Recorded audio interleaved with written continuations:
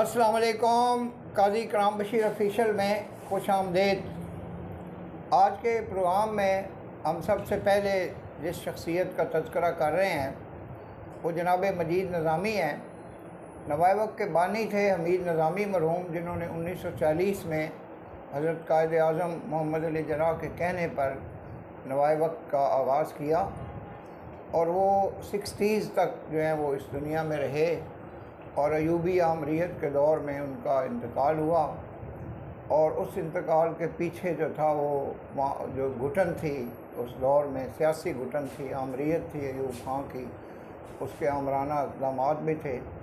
तो उस ज़माने में जनाब मजीद निज़ामी जो उनके यंगर ब्रदर थे वो इंग्लैंड में ज़ेर तालीम थे, लिंकन इन में, लंदन में।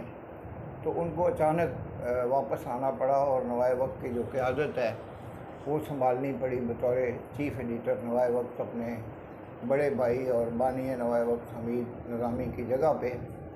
तो आमरीत के जितने भी अदवार थे तो उन्होंने बड़ा अच्छे तरीके से उन अदवार में कलमा हक़ कहने का फरीज़ा सर अंजाम दिया। अगरचे जो रोज़नामा नवाए वक्त के जो कॉम्पिटिटर्स थे और जो हम असर अखबारात थे उनमें रोज़नामा जंग जो है वो पाकिस्तान का सबसे बड़ा अखबार था। और अंग्रेज़ी अखबारात में जो डॉन है और दीगर जो पाकिस्तान टाइम्स और बाज़ दीगर अखबारात कराची और लाहौर के और इस्लामाबाद पे थे। बाज़ अखबारात जो हैं वो पूरे पाकिस्तान के मुख्तलिफ़ सूबों से भी निकलते थे। तो जनाब मजीद निज़ामी साहब ने अपनी ज़िंदगी में हमेशा जो हुक्मरान थे उनको भी एडवाइसेस की और उनको सीधे रास्ते पे चलाने की कोशिश की। और बिल आखिर ये जो आज से कुछ अर्सा कबल जो है इस दारे फ़ानी को उन्होंने खैरबाद कहा।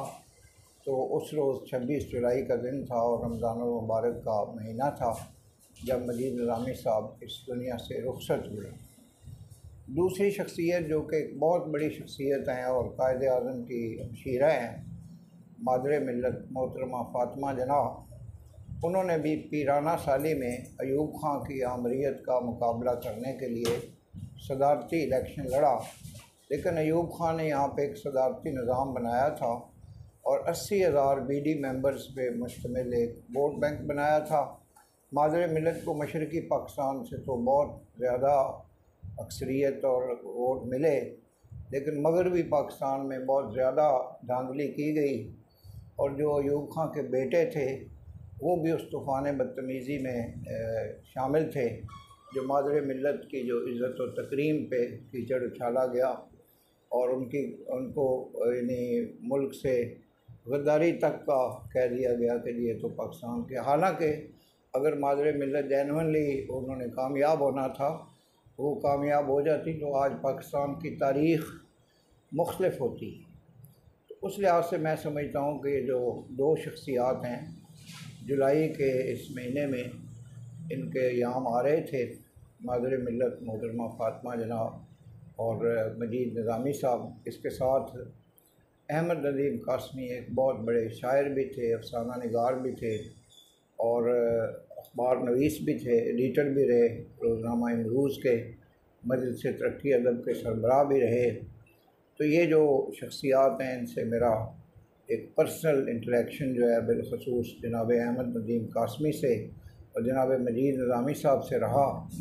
मैं जब इरानियन कल्चर सेंटर लाहौर में था 1975 से 80 तक, तो जनाब मजीद निज़ामी साहब मेरे पास तशरीफ़ भी लाया करते थे और उनसे फैमिली लेवल पे भी मेरे टर्म्स थे, जिसका हमेशा उन्होंने ख़्याल भी रखा और हमेशा उन्होंने मेरी रहनुमाई भी की। तो मैं इन शख्सियात के लिए अल्लाह ताला से दुआए खैर करता हूँ कि वो इनके जो दर्जात हैं और जो इनका मकाम है वो बुलंद करे। नए आने वाले काजी इकराम बशीर ऑफिशियल यूट्यूब चैनल को सब्सक्राइब करें और बेल आइकन को पुश करें। मैं अपने जो रुफ़क़ाए कार हैं जिनमें जनाब फ़याज़ अहमद हरल, अख्तर हरल, हाफ़िज़ ग़ुलाम साबर, जनाब इमरान कमर, जनाब उमर आरिफ, इन सब दोस्तों का शुक्रगुज़ार हूँ कि ये इस चैनल की कामयाबी के लिए सरगर्म अमल रहते हैं। वमा अलैना इल्लल बलागुल मुबीन। पाकिस्तान जिंदाबाद।